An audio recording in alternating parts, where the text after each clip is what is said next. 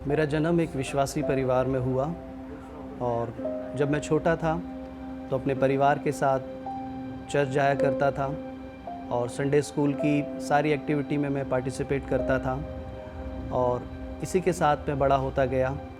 परमेश्वर की संगति तो मैं करता था, लेकिन परमेश्वर का डर और भय मेरे जीवन में नहीं था। मैं दो तरह का जीवन जी रहा था। दिखाने के लिए तो मैं चर्च की संगति करता था और वहाँ से आने के बाद मैं संसारिक लोगों की संगति करता था, लेकिन परमेश्वर के वचन और आत्मिकता से मेरा कोई नाता नहीं था। इसी दौरान अनुभव 10th में पहुंचे तो उनके घर प्रभु यीशु मसीह के दास आए और उन्होंने उनके लिए प्रार्थना की। और जब उन्होंने मेरे लिए प्रार्थना किया, मुझे एक ऐसा एहसास हुआ कि मैं अंदर से खाली हो गया हूँ। जिस प्रकार एक शीशे को साफ कर देते हैं, मेरे अंदर से दुनियावी चीज़ों का मोह बिल्कुल ख़त्म हो गया।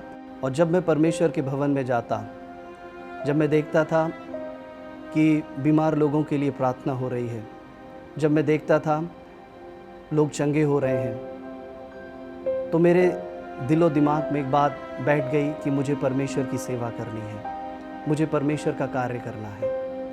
इसी दौरान मेरी ज़िंदगी में एक चाहत जुड़ गई कि मैं परमेश्वर की सेवकाई तो करूं, लेकिन नौकरी में एक अच्छी पोस्ट पाने के बाद। और उन्हीं दिनों में एक परमेश्वर के सेवक हमारे घर पर आए और उन्होंने परमेश्वर से प्रार्थना किया और कहा कि परमेश्वर तुझे एक अच्छी पोस्ट देगा और उसके बाद तुझे परमेश्वर की सेवकाई को करना होगा। समय गुजरता गया। परमेश्वर के दास की इस प्रार्थना ने उनकी जिंदगी को बदल दिया और उनकी नौकरी लग गई। मेरा selection as a finance officer एक कंपनी में हुआ और लगातार मैंने 3 साल तक वहाँ पर उस जॉब को किया। और उस जॉब को करने के दौरान मेरी सोच पूरी तरह से बदल गई।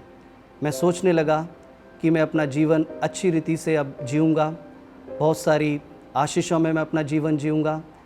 मैं ये भूल गया कि मुझे परमेश्वर की सेवा करनी है और उस समय मैं उस बात से पूरी तरह मुकर गया था। लेकिन जब कभी वो अकेले में होते तो उनको हमेशा परमेश्वर से किया हुआ वायदा याद जरूर आता। इसी दौरान 2012 की रात जब मैं सो रहा था, परमेश्वर का एक दर्शन मेरे जीवन में आया और मैंने देखा ये भारत का नक्शा मेरे सामने है और ये भारत का नक्शा मेरे सामने घूम रहा है और वो घूमते घूमते एक क्रॉस में बदल गया और मैं उस दर्शन को समझ नहीं पाया। मैं जहाँ पर भी जाता था यही दर्शन मेरी आंखों के सामने आता था।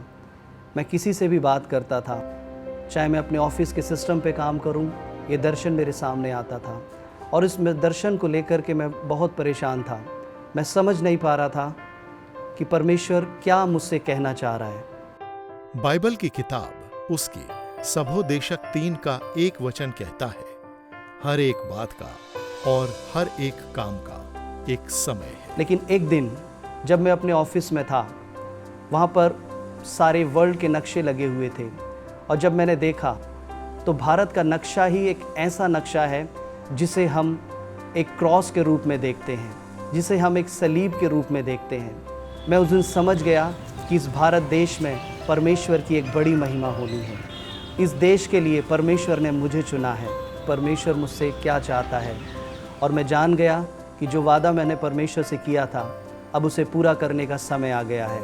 इसके बाद मैंने परमेश्वर से अपने पूरे मन और आत्मा से माफ़ी मांगी और मैं परमेश्वर के वचन पर, उसके बताए हुए रास्ते पर आत्मिक रीति से बढ़ता चला गया और यही मेरे जीवन का एक टर्निंग पॉइंट था। ये सच है कि प्रार्थना ही जिंदगी का सार है। इसके बाद अनुभव ने 2013 में अपनी नौकरी को छोड़कर परमेश्वर की दया और अनुग्रह से अपने कदम आत्मिक जिंदगी की ओर बढ़ा दिए। और जैसा कि परमेश्वर का वचन मरकुस 16 अध्याय उसकी 15 आयत में लिखा है कि तुम सारे जगत में जाकर सारी सृष्टि के लोगों को परमेश्वर का सुसमाचार प्रचार करो।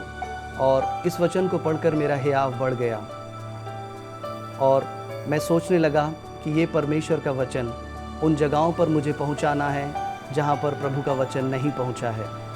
और ये वचन लेकर के मैं प्रार्थना करने लगा और प्रभु की सेवा मैंने शुरू कर दी। और आज पिछले 12 सालों में मैं और मेरा परिवार परमेश्वर का सुसमाचार जगह जगह पहुंचा रहे हैं। जिन लोगों तक परमेश्वर का वचन नहीं पहुंचा है, हम वहां सुना रहे हैं। और ये सब हो पाया एक छोटी सी प्रार्थना के द्वारा।